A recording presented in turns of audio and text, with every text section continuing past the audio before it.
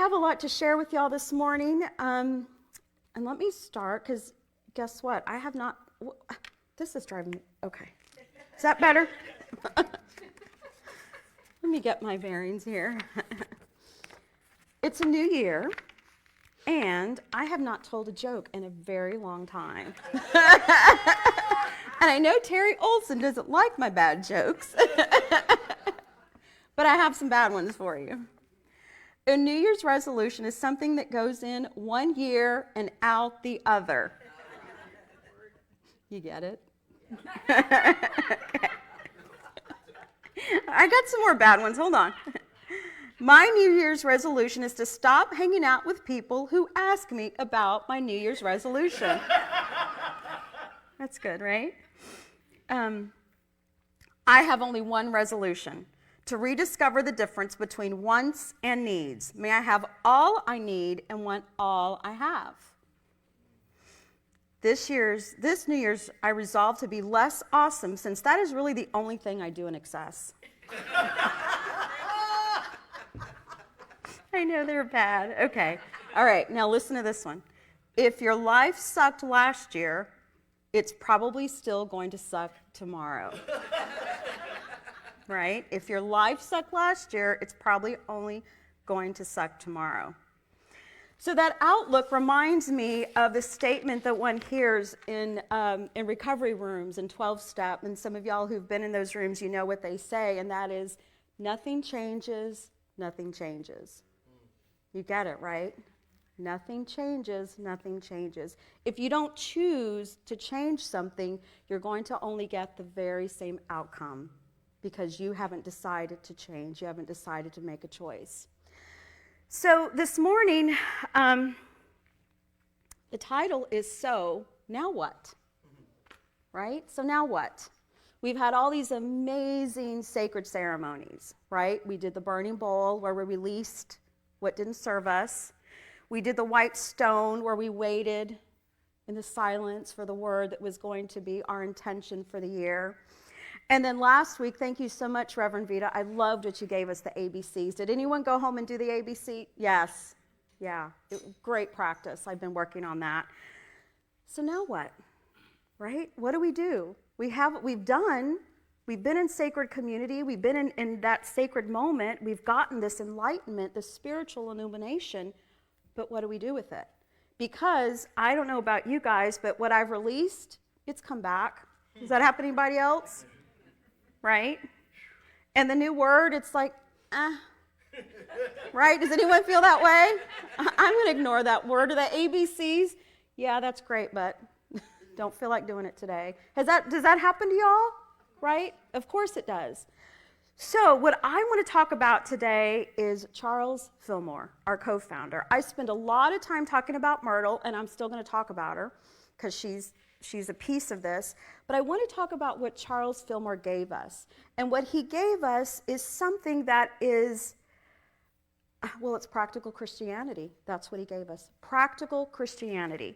And it's this complete shift from a traditional Christianity. It's this complete shift from believing that God is outside of us, that God is separate from us, and that Jesus is here to be worshiped, right? That's kind of traditional Christianity, and I don't mean to insult that. If that's somebody's path, that's their path, and I do honor it. Absolutely, I do. But I do want to make the distinction of what Charles taught us. And for Charles, it was about a practical, logical, scientific method. That's what he taught. It was logic and reason. So Myrtle Fillmore, as you know, I've said this before, she was sick, and I'll talk a little bit more about it. And she went to a lecture, she and Charles did, and she affirmed, she heard, y'all have heard me say it, right? I'm a child of God, therefore I do not inherit illness. And she sat and had Jesus next to her, and she prayed that. And what she did is she forgave her body. She forgave herself and her body for thinking that she was anything other than just whole and healthy. Amen. That's perfect, right? And she realized good health. Now, Charles was like, what? Because she had this intuitive belief. Is anyone like that? Where's a tissue? No? Okay.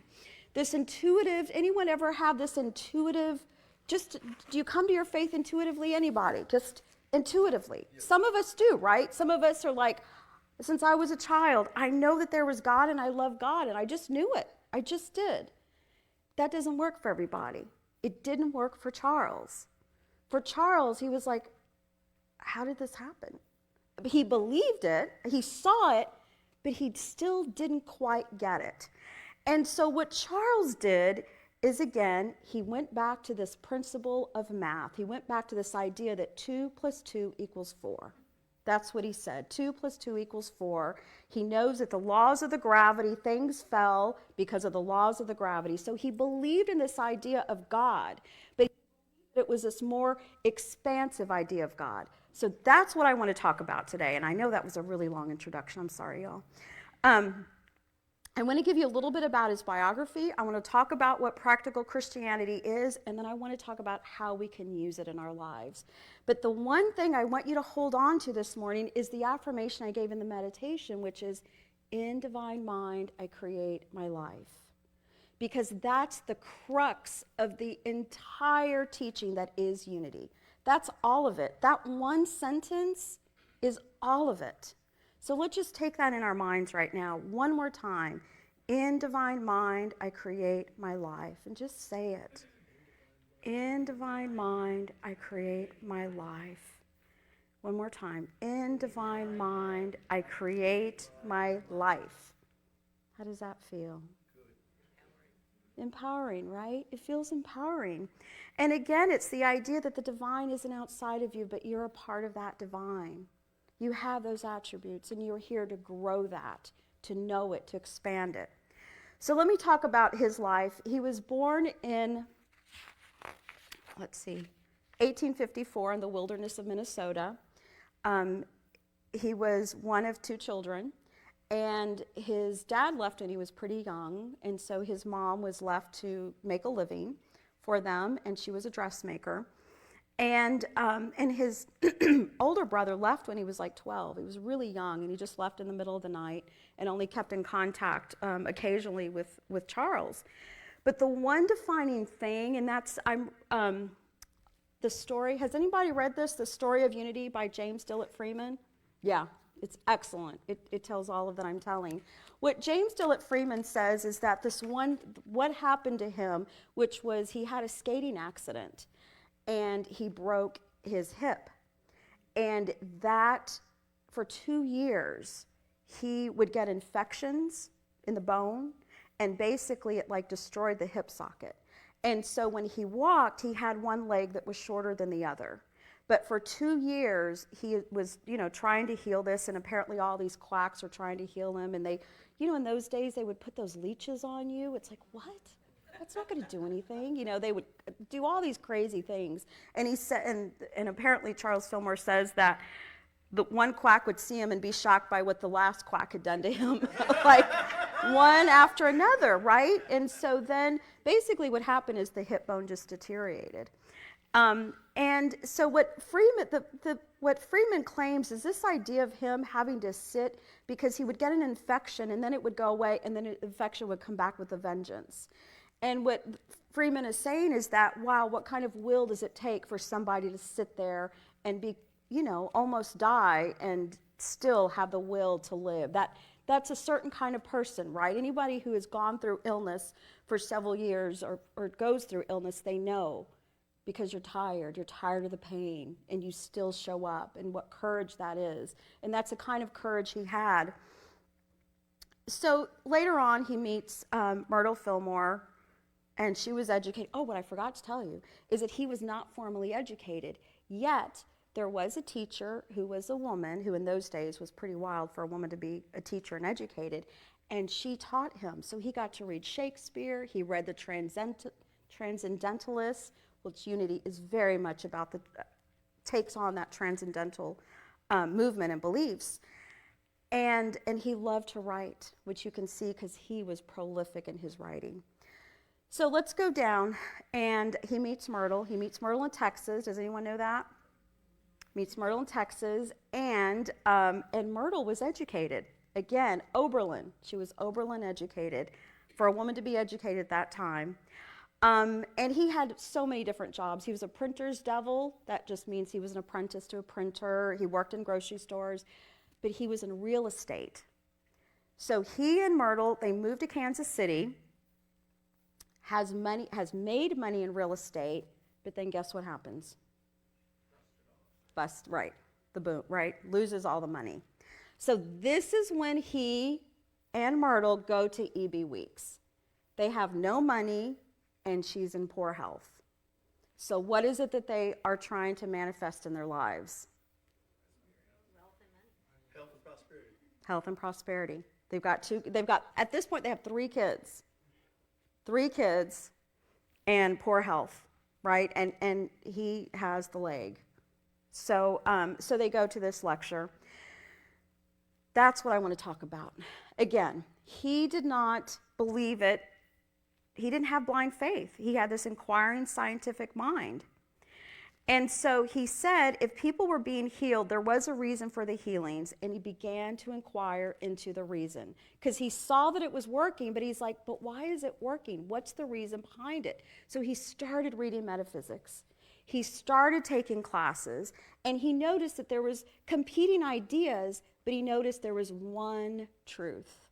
What do you think that one truth was? That God, the peace about God, that God is everywhere present, God is all powerful, all knowing, and that is within me. I'm not separate from that. So what he did, while she had her blind faith and her intuitive knowing, what he decided he was going to do was sit at the same time every day. And he said that he wasn't even going to feel into it, but rather it was going to be logic. He was going to be driven by logic and reason. He was going to sit at the same time every day in the silence, and he called it going to headquarters. That's what he did. He called it going to headquarters. And so he went to headquarters, and what he did is he would go and he would listen. He would pay attention. And then what would happen is that he would have dreams when he'd go to sleep, and he would take that whatever happened in those dreams, and he would use them in his life. That's what he did. He would started to use them in his life, and things started to turn around for him. It's even known that his leg actually grew. Did y'all know that? His leg grew. Yeah, his leg grew. I should do that. Why has that just now occurred to me? Do both. Why has that not occurred to me? I should do that. I need to grow. Anyway, that's what he did. Is that not beautiful? That's what he did. And so then their mission was to give people tools. That's what their mission was. Their mission, and for Charles Fillmore, it wasn't about a dogma or a creed. And it wasn't about worshiping. It was about practicing and demonstrating and expressing. That's what we're here to do. We're here to practice the practice. We're here to do the work. We're here to see if these principles actually work. It's like, do they work? So my word this year, and I wrote about it in the newsletter, was hold on.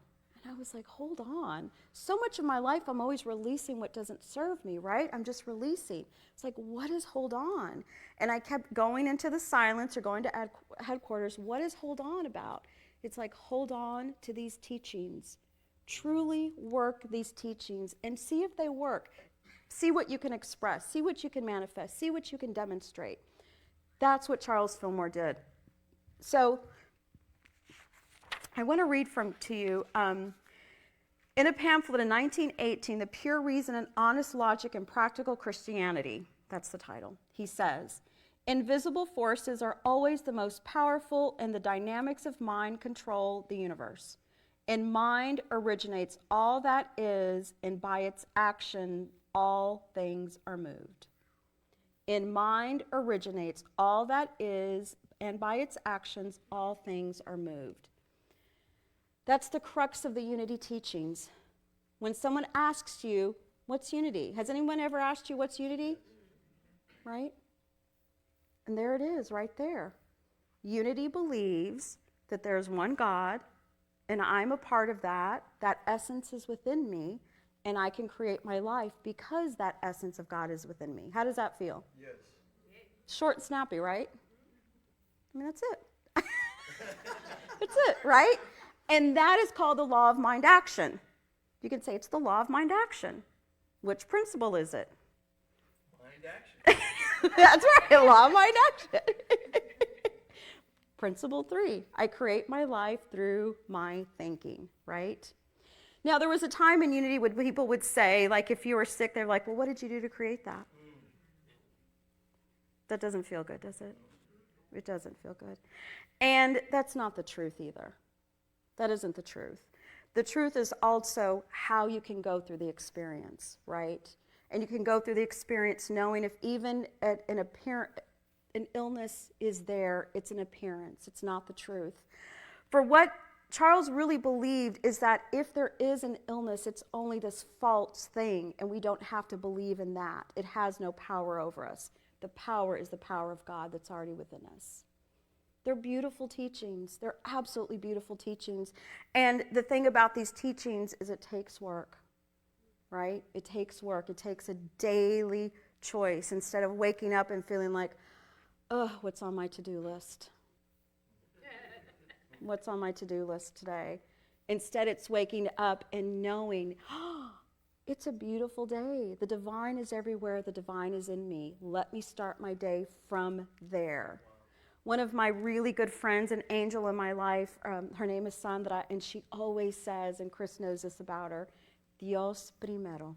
No, primero Dios. I did it the wrong way, sorry. English is my first language. I'm bilingual, but she says, primero Dios. That means God first. That's what Charles Fillmore believed. Is God was cause. Does that make sense? Cause. And when you believe in God as principle, as one, as cause, then everything else comes out of that. And you create from that one mindset. Everything follows. So that's the teaching. That's Charles Fillmore, reason and logic. It was very different for him than it was for Myrtle Fillmore. She had an intuitive knowing and an intuitive faith, and that's a beautiful thing. And we all have that, and sometimes it doesn't feel like enough, right? Like our beloved Heather said, sometimes we need something else. And the logic and reason is what he had. It was practical Christianity. So I want to end with, so how can I use practical Christianity in my daily life? How can I use it? Be curious, right? That's what he was. He was curious. He was curious and he was willing. So just be curious. Whatever your word is, be curious. What does it have to say to me? What is it saying? What can I do to express this word, to demonstrate this word, to manifest whatever the word is saying? What can I do? That's the first one. Just be curious.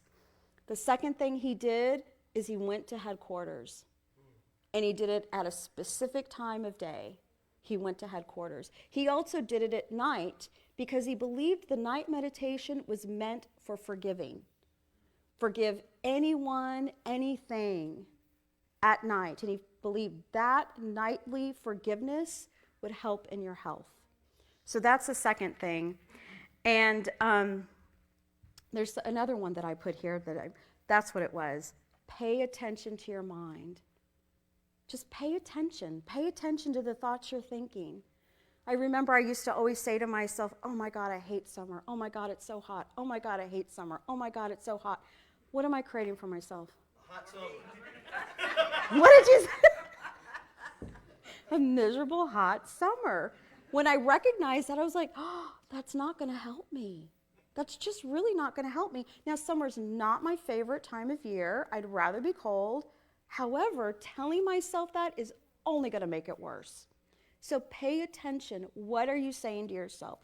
Actually, what is your mind saying to yourself? And whatever it is, you don't have to believe it. It's just a story, right? It's just a story you can drop. And then the last thing comes from what Vita said, and it's be willing to begin again, but what she said, be willing to course correct. I love that. Be willing to course correct. There's so much promise in that, right? Because when we're willing to course correct, it's not like we're blaming ourselves. We didn't do it wrong. It's, I didn't pray yesterday. Why would I pray today? I didn't do it yesterday. I didn't do it last week. Just be willing to start again. Be willing to course correct. So that's what I have for y'all this morning, my beloveds. Oh, one more thing. One more thing. There's more. There is more. So this is a prayer that Charles Fillmore has, and it was in, you lent me your quest book. It was in your quest book, and then I was reading Dynamics of Living, and the prayer was there too. So it's like, to see this prayer twice, what does that mean? Exactly. I need it, and we need it. So here it is. I am now in the presence of pure being and immersed in the Holy Spirit of life, love, and wisdom. I acknowledge thy presence and power, O blessed Spirit. In thy divine wisdom, now erase my mortal limitations, and from thy pure substance of love, bring into manifestation my world according to thy perfect law. Isn't that beautiful? I love you. I love you, I love you, I love you, and know you can do amazing things. Amen.